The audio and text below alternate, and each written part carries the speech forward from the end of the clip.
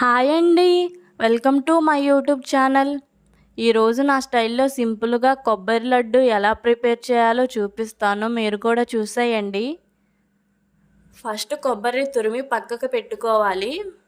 తరువాత stove on చేసేసి కడాయి పెట్టేసుకొని కడాయిలో నెయ్యి వేసి తురిమి పెట్టుకున్న కొబ్బరిని వేసి దోరగా ఫ్రై చేసుకోవాలి.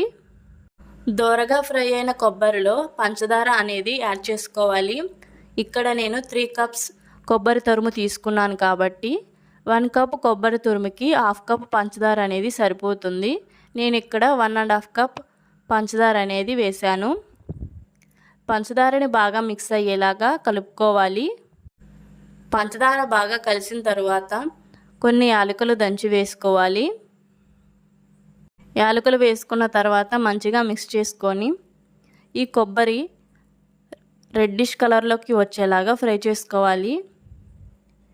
కలర్ చేంజ్ అవుతుంది అనుకున్నప్పుడు స్టవ్ కట్టేయాలి.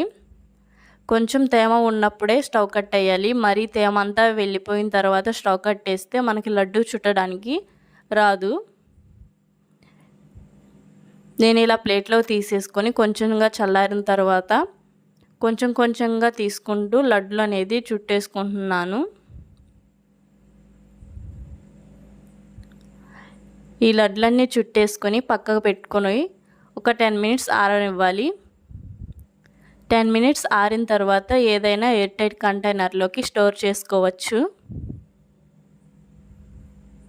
నా వీడియో కనుక నచ్చినట్లయితే please subscribe my YouTube channel. Thanks for watching my video.